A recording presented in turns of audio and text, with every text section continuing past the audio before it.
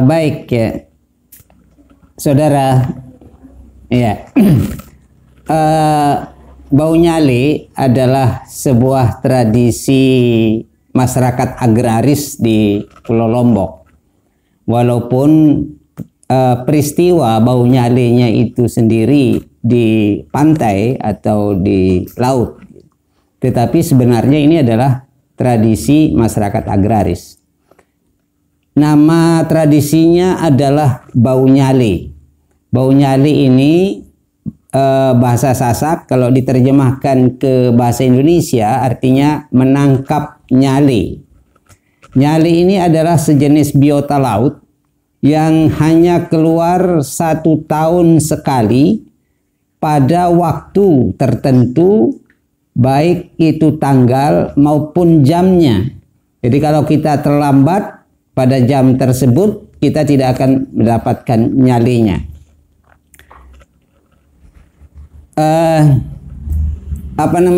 Masyarakat kemudian sudah memahami, sudah sangat paham kapan bau nyale atau kapan musimnya menangkap nyale itu berdasarkan tanda-tanda alam. Seperti mulai munculnya jamur, kemudian mulai banyak keluar binatang aneh-aneh atau laron. Ini sudah mulai banyak, itu tandanya musim nyale itu sudah dekat. Tetapi ini juga bisa dihitung secara astronomis, bahwa bau nyale ini pasti terjadi kalau di dalam penanggalan matahari itu sekitar bulan Februari. Tetapi kalau penanggalan secara tradisi itu disebut pada mangsa 10. Mangsa 10 itu dihitung, nah kalender Sasak yang dihitung berdasarkan putaran atau garis edar dari bintang Pleiades, atau kalau istilah tradisinya disebut dengan bintang Rowut. Nah, media tradisi bau nyale ini kemudian digunakan oleh masyarakat yang pertama kali untuk kepentingan agraris, yaitu dengan memprediksikan kalau banyak nyale yang tertangkap tahun itu, artinya panen akan berhasil. Dan pada zaman masa yang lalu, sebelum teknologi pertanian maju seperti sekarang, itu musim nyale itu adalah musim keluarnya bunga padi. Nah, ini sudah pasti akan terjadi nyale itu ketika bunga padi sudah keluar. Dan kemudian, pertandanya dari situ kalau dari segi tanda alam. Tetapi karena perubahan klimatologi, perubahan iklim, kemudian perubahan teknologi pertanian, kemudian banyak tanda-tanda alam itu bergeser. Sehingga yang dijadikan acuan dalam penentuan kapan tradisi menangkap nyale ini adalah perhitungan sistem penanggalan tradisi yang disebut dengan penanggalan bintang Rowut atau bintang Pleiades. Secara agraris kemudian pada saat itu masyarakat di Lombok, khususnya di Lombok bagian selatan, kemudian menggunakan media itu mengekspresikan banyak kekayaan budayanya, mulai dari ritual. Jadi ritual bau nyale itu sendiri, ritual menyangkap nyale itu sendiri ada ritual pendahuluannya. Kemudian pada tanggal yang sudah ditetapkan, menurut kalender Sasak itu tanggal 20 bulan 10. Artinya tanggal 20 pada bulan perhitungan bulan lunar itu bulan Hijriah tanggal 20 itu artinya 5 hari setelah purnama. Nah, itu mereka keluar menangkap nyale, kemudian mengekspresikan banyak kegiatan kebudayaannya. Seperti tadi saya katakan ada ritualnya. Kemudian pada waktu yang ditentukan nyale itu akan keluar menjelang subuh ya, sampai terbitnya matahari pada tanggal 20 bulan 10 itu. Kalau sudah terbit matahari, nyalenya itu hilang dengan sendirinya. Tidak ada lagi yang tersisa. Harus benar-benar optimal digunakan. Menurut para peneliti biologi laut, dia katakan itu adalah sejenis binatang laut purba yang hanya keluar 1 tahun sekali untuk perkawinannya. Kegiatan lain yang dilakukan, kemudian setelah ritual mereka menangkap nyale pada saat itu, pada antara menjelang subuh sampai terbitnya matahari. Kemudian setelah itu mereka membawa nyalenya pulang, lalu paginya masih ada acara-acara tradisi. Orang di Lombok mengatakan belancaran, mereka rekreasi, naik sampan. Kemudian di atas sampan itu mereka berbalas pantun secara spontan. Ya, kalau istilah Sasaknya disebut betandak. Jadi betandak itu secara spontan mereka berbalas pantun. Itu sampai siang, kemudian mereka meninggalkan lokasi. Kemudian nyale yang dibawa dari sana hasil tangkapannya itu diolah ya. Ada jenis nyale yang disebut dengan nyale ai ya. Nyale yang warnanya merah itu biasanya dipisah dan itu dikumpulkan lalu dimasukkan ke dalam tong atau kalau sekarang menggunakan jerigen gitu. Itu dipersiapkan untuk pupuk tahun yang akan datang. Jadi itu dikasih air, kemudian diendapkan selama 1 musim tanam, lalu pada musim tanam itu yang digunakan sebagai pupuk. Kemudian nyale ini dikonsumsi. Ada berbagai bentuk cara konsumsi. Biasanya ada yang dipepes ya. Nah, dipepes itu kemudian kulit pepesnya ini nanti ditaruh di setiap sudut sawah. Ini maksudnya bukan sekedar kepercayaan, tetapi memang aromanya menyebabkan hama itu akan menjauh.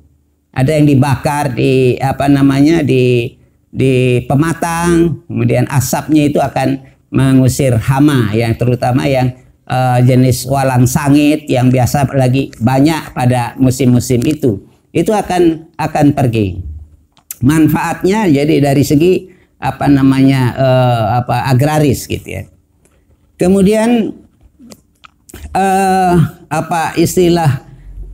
bau nyale ini semua kemudian dikaitkan dengan ada legenda, ya, legenda Putri Mandalika. Kalau orang asing sekarang lagi menyiapkan diri untuk datang ke Mandalika Resort di Lombok itu dalam rangka motor GP nanti pada bulan Agustus September gitu ya. Itu lokasi menangkap nyale itu di kawasan itu. Nah, sehingga dari situ tempatnya, sehingga kawasan itu disebut dengan kawasan ekonomi khusus Mandalika. Kek Mandalika. Mandalika ini adalah legenda tentang terjadinya nyale dari segi legenda. Tetapi sebenarnya nyale ini ada di seluruh pantai yang berkarang. Jadi tidak hanya di Lombok, di mana-mana pantai berkarang, terutama yang berhadapan langsung dengan samudra, itu pasti ada binatang nyale ini. Sampai di NTT ada, di mana-mana ada. Tetapi yang mentradisikan kebetulan mungkin hanya di Lombok dan kemudian dikaitkan dengan legenda Putri Mandalika. Dari legenda ini kita banyak belajar sebenarnya. Yang pertama, belajar tentang kearifan tradisi. Kearifan tradisinya adalah kisah seorang putri yang yang diminati oleh banyak banyak pemuda dari pangeran dari beberapa kerajaan. Tetapi Putri Mandalika tidak mau mengecewakan para pemujanya, tetapi juga tidak ingin memilih salah satu dari pemujanya itu, sebab kalau dia memilih salah satu berarti akan terjadi konflik.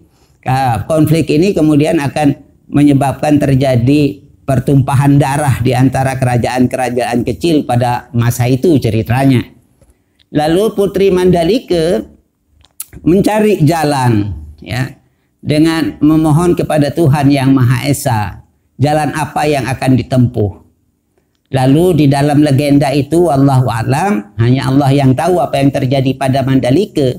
Dia berjanji kepada seluruh pemuda yang melamarnya, dia berjanji yang sama.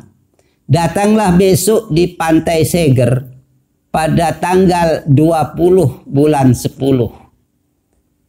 Nah, ini menjadi penanda bagi perhitungan sistem penanggalan Sasak. Kemudian salah satu acuan dalam menyusun kalender sistem penanggalan. Tanggal 20 bulan 10 yang dimaksud adalah tanggal 20 bulan 10 ini adalah bulan yang ke-10 dari bulan kalau secara solar dari bulan Mei. Kemudian dikaitkan dengan bulan Hijriah yang digunakan pada saat yang bertepatan dengan bulan Mei pada tahun itu. Biasanya dalam satu tahun Hijriah digunakan 3 kali. Satu bulan ini digunakan 3 kali untuk musim ngandang rowot ini. Tetapi bau nyale itu pasti jatuh pada bulan Februari. Nah, tanggal 20 dari bulan 10 ini kemudian mereka datang. Mereka datang, Mandalika juga hadir semuanya, tetapi atas kekuasaan dari Yang Maha Kuasa, kemudian Mandalika sirna. Lalu semua orang mencari Mandalika ini ke laut, dan yang dijumpai adalah nyale. Lalu orang menganggap bahwa nyale itu adalah jelmaan dari Putri Mandalika. Ini agar semua masyarakatnya sejahtera, semua bisa menikmati jasadnya. Lalu ya Allah mentakdirkan dia, entah dia kemana, hanya Allah yang tahu. Tapi dalam legenda itu diceritakan menerjunkan diri ke laut, kemudian berubah jasadnya menjadi nyale. Kemudian orang-orang semua mendongak ke atas melihat langit, lalu dilihatnya bintang di langit yang muncul pada saat itu yang disebut dengan bintang rowot. Lalu orang percaya sebagai kosmogoni dari masyarakat Sasak itu adalah munculnya bintang rowot sebagai jelmaan dari roh Putri Mandalika. Yang kedua yang kita bisa ambil dari legenda Mandalika itu adalah catatan tentang waktu. Jadi masyarakat belajar tentang waktu dari sana, yang mana dikatakan 20 bulan 10, kemudian dikaji oleh masyarakat sehingga lahir satu sistem penanggalan dan penanda alam yang disebut dengan warige. Nah, berdasarkan warige itulah kemudian masyarakat Sasak merintis untuk mengkonfirmasi menjadi kalender konvensional yang sekarang yang disebut dengan kalender rowot, dengan menggabungkan antara sistem penanggalan matahari, bulan, dan sistem edar bintang. Kemudian dalam legenda itu kita mengenal ada situs dan lokus. Ada beberapa tempat yang disebut dalam legenda itu yang situsnya masih ada, seperti Tonjang Beru. Itu ada di agak ke arah timur dari kawasan Kek Mandalika. Itu ada satu bukit yang namanya Bukit Lipur. Di situ ada situs Teberu, Tonjang Beru, yang merupakan pusat dari kerajaan yang dipimpin oleh ayah dari Putri Mandalika.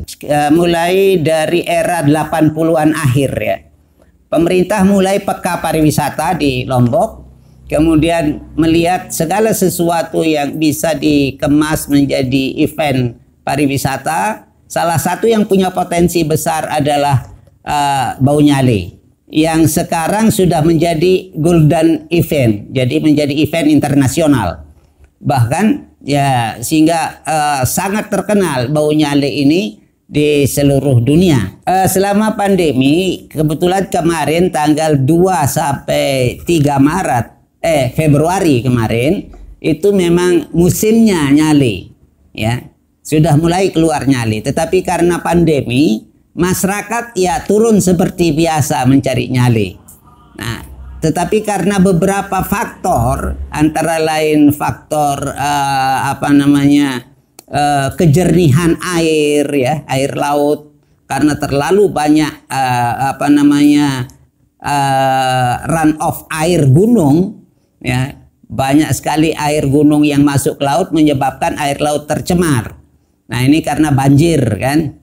Nah, air laut tercemar sehingga nyalenya kurang banyak, atau ada nyale tetapi bercampur dengan kotoran yang dibawa oleh air yang dari darat. Jadi samping kita diperingati sebenarnya oleh Mandalika, saya akan keluar kalau lautnya bersih gitu. Jadi Mandalika sudah mengingatkan kepada kita. Nah, event budaya ini kemudian pertama kali ya sekitar tahun 89 dulu dikembangkan menjadi event pariwisata, dan tahun 2000-an mulai luar biasa.